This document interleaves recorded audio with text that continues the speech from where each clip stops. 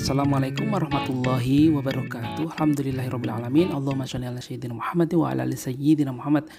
Alhamdulillahirabbil alamin. Anak-anak sekalian, pada kesempatan kali ini kita mulai dengan tema 3 ya.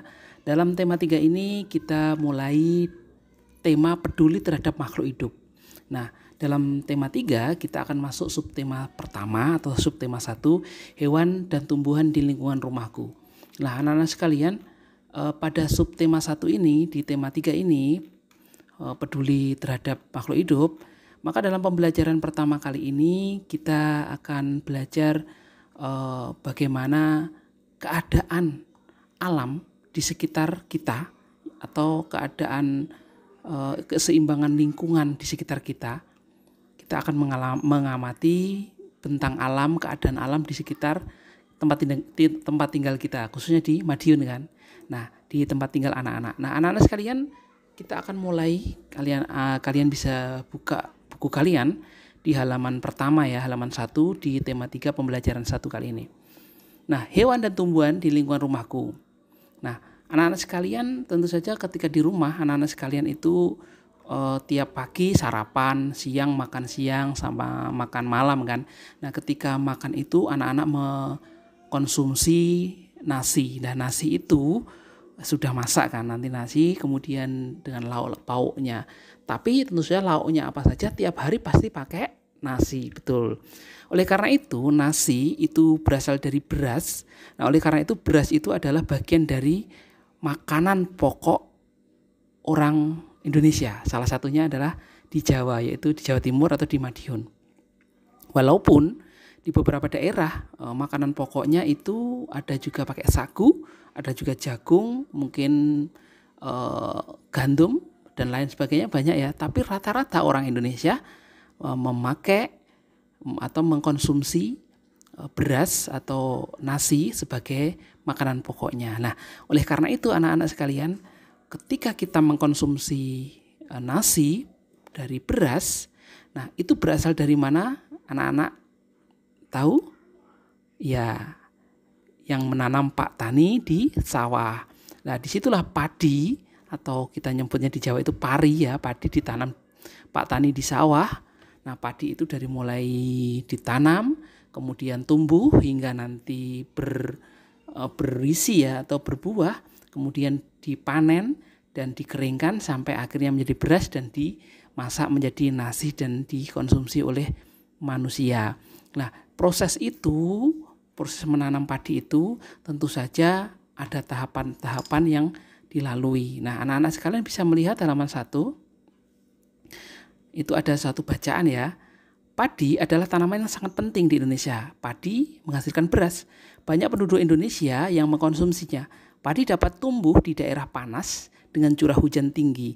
Daerah utama penghasil padi adalah Jawa Barat, Jawa Timur, Jawa Tengah, Sulawesi Selatan, dan Sumatera Utara. Karawang, Jawa Barat dikenal sebagai lumbung padi nasional. Pertumbuhan padi dibagi menjadi 3 tahapan besar. Pertama-tama, benih atau biji padi dimasukkan ke dalam karung goni, direndam 1 malam di dalam air mengalir supaya bercambah ya, atau benih terjadi persemaian.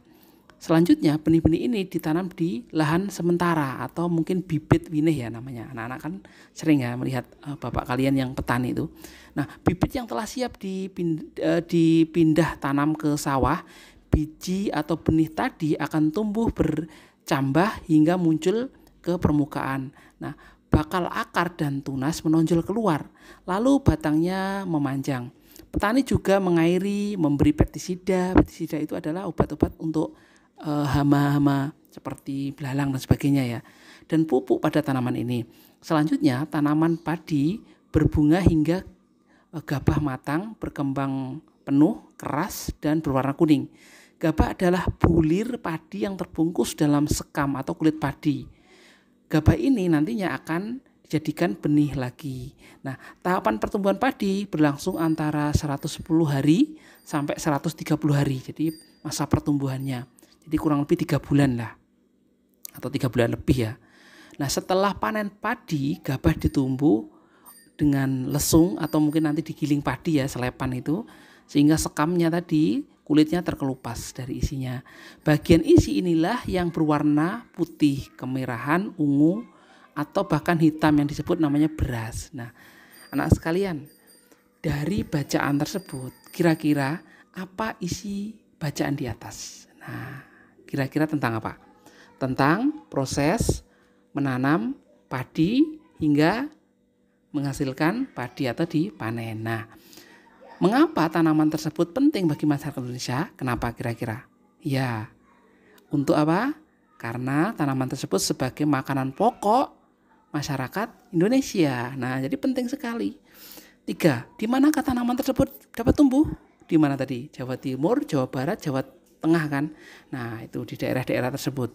Nah, berapa lama proses tanam padi tersebut? Berapa tadi? 110 sampai 130 hari atau mungkin sekitar 3 bulan lebih lah gitu. Apa yang dimaksud dengan gabah? Gabah itu apa tadi? Gabah adalah bulir padi yang terbungkus dalam sekam atau kulit tadi yang warnanya kuning tadi, itu namanya gabah. Nah, anak-anak kalian sudah bisa menjawab beberapa pertanyaan tadi. Nah, anak-anak tahu bahwa ternyata Indonesia itu memiliki tanah atau mungkin daerah yang subur sekali ditanami padi, tetapi anak-anak Indonesia itu juga beragam tanamannya. Selain padi tadi ada lagi yang Pak Arif sebutkan tadi, selain padi atau beras tadi ada sagu di Papua. Di makanannya pohon sagu. Lu kok makan pohon, Pak? Enggak. Pohon itu diolah, ditebang, kemudian diambil seperti kayak tepungnya begitu. Nah, kemudian ada singkong dan lain sebagainya. Nah, anak-anak sekalian, anak-anak juga bisa lihat halaman 4 ya. Nah, berikut adalah beberapa cara untuk mempertahankan padi tetap dapat dinikmati oleh masyarakat. Nah, 1, menjaga bibit agar dapat ditanam kembali. Jadi ketika hasil panen itu sebagian dikonsumsi, nanti sebagian lagi untuk bibit, untuk ditanam kembali. Nah, kemudian yang kedua adalah menjaga lahan pertanian. Jangan sampai lahan digunakan untuk kebutuhan lain, misalnya dijadikan untuk mendirikan bangunan. Nanti tidak maksimal hasilnya. Jadi khusus untuk lahan pertanian itu digunakan untuk lahan pertanian, ada juga lahan untuk perumahan atau tempat tinggal, beda-beda ya. Nah, kemudian menjaga kebersihan lingkungan sekitar. Sampah akan menyebabkan banjir. Apabila terjadi banjir, maka tanaman padi tidak akan tumbuh, atau mungkin ketika tumbuh tergenang air maka tidak maksimal hasilnya. Kalau toh nanti sudah berbuah isi, ketika kena air banjir maka akhir tidak maksimal, itu akan bau atau mungkin berwarna kehitam-hitaman itu. Nah, saluran air dijaga agar tetap mengalir karena padi itu membutuhkan aliran air yang banyak. Jadi tidak seperti palawija yang sedikit. Kalau padi harus itu, karena setiap saat harus dialiri ketika sudah kering. Seperti bapakmu ketika malam-malam hari ya, jenenge lep namanya kalau di desa Madiun, itu lep ya, di daerah Madiun. Nah, kemudian menggunakan beras yang tidak berlebih. Jadi jumlah penduduk yang meningkat akan meningkatkan kebutuhan akan padi tersebut. Maka penggunaan konsumsi itu ketika masak nggak boleh berlebihan. Nah, anak sekalian, anak-anak juga bisa melihat ya, mengamati di halaman 4 itu. Coba yang gambar pertama itu gambar apa kira-kira? Ya, betul, gambar nelayan gitu. Nelayan sedang mencari ikan. Kemudian gambar kedua, gambar pegunungan. Betul sekali, di daerah pegunungan ada gunung. Kemudian yang ketiga adalah sawah ya, sawah atau di dataran rendah. Nah, anak-anak mungkin bisa membuat satu pertanyaan, 5 pertanyaan dari 5 gambar tersebut, 3 gambar tersebut. Apa kira-kira? Nah, nelayan berada di daerah mana gitu ya pertanyaannya. Nelayan ada di daerah mana, atau mungkin apa yang dihasilkan dari pekerjaan sebagai nelayan itu, atau mungkin di pegunungan apa yang dihasilkan dari hasil pegunungan gitu ya. Hasil pertaniannya apa, atau buah atau sayur dan sebagainya. Nah, itu bisa pertanyaan-pertanyaan tentang 3 gambar tersebut. Bisa, anak-anak bisa membuatkan pertanyaan mungkin nanti. Nah, kemudian anak-anak halaman 5, anak-anak bisa lihat. Nah, dari pengamatan anak tadi, 3 gambar itu adalah pantai, gambar 2 adalah dataran tinggi atau pegunungan, kemudian yang 3 dataran rendah. Nah, kita lihat pantai dulu.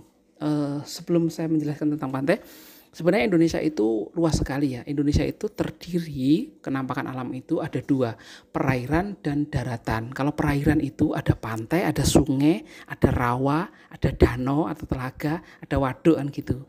Nah, kalau daratan itu ada gunung, kemudian ada dataran rendah, dataran tinggi, pegunungan gitu ya.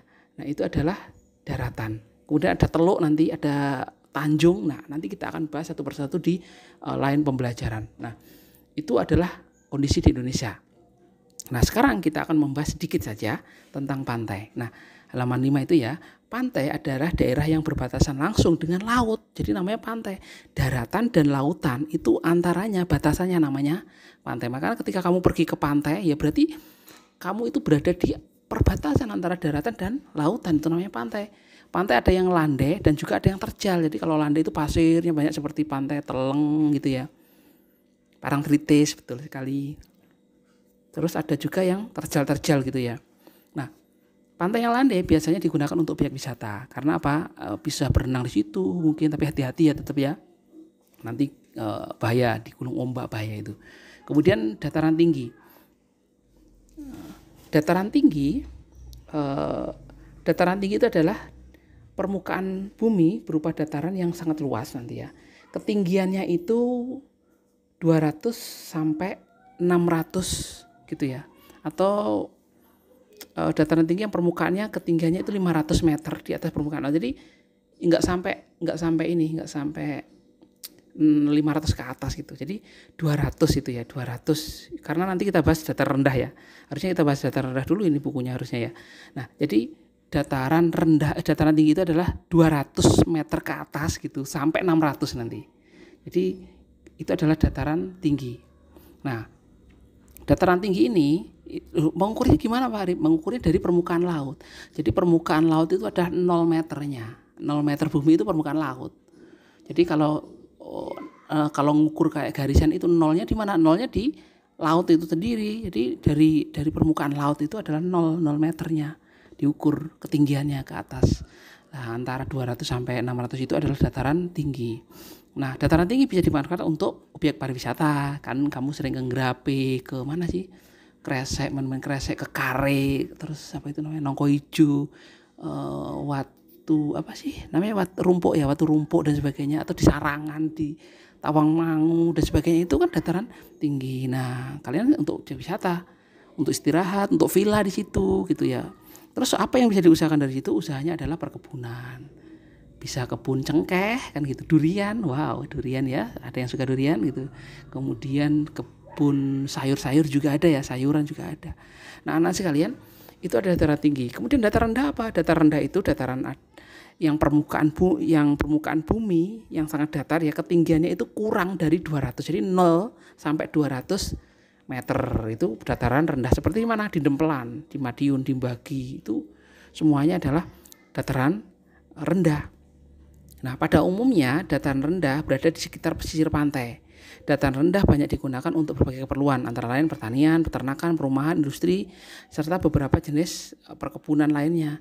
Pak, kalau di Madiun dataran rendah, walaupun jarak jauh dari pantai, tapi dataran rendah karena ketinggiannya di bawah 200 meter dari permukaan air laut. Nah, itu sebagai gambaran dataran rendah. Nah, dataran rendah ini cocok untuk tanam apa? Padi, tebu, karet, kelapa sawit gitu ya.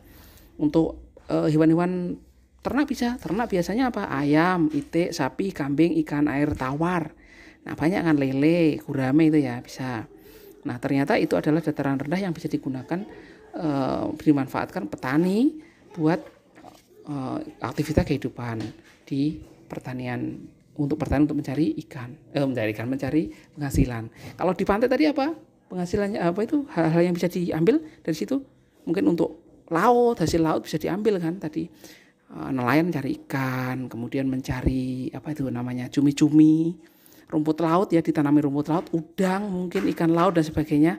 Bahkan di sekitar pantai itu bisa menghasilkan namanya garam ya. Di Madura itu banyak sekali petani garam gitu. Nah, itu di pantai. Nah, ternyata mata pencarian masyarakat di daerah pantai itu kebanyakan nelayan tadi ya, atau mungkin peternak ikan laut ya. Nah, garam terutama juga banyak ya, hingga masyarakatnya jadi sejahtera. Nah kalau dataran tinggi tadi apa, masih ingat kan dataran tinggi? Dataran tinggi kebanyakan adalah hasil apa tadi, dari sayur-sayuran, kemudian pariwisata gitu ya, itu dataran tinggi. Atau mungkin perkebunan seperti teh, nah seperti Dinjamus itu ya, kopi, kina, bahkan kebun apa tadi, cengkeh sama durian bisa, bahkan untuk pariwisata bisa.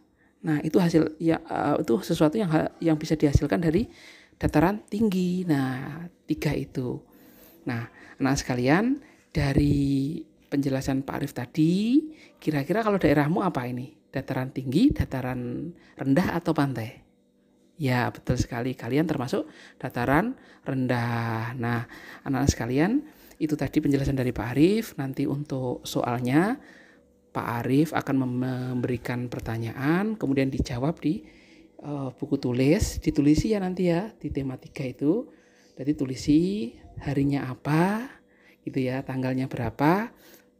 Tema 3, subtema 1, pembelajaran 1 harus ditulis biar nanti Pak Arif, oh ini pembelajaran 1, biar nggak bingung, dikasih ya pembelajaran 1 gitu. Udah itu saja dari Pak Arif, terima kasih. Assalamualaikum warahmatullahi wabarakatuh.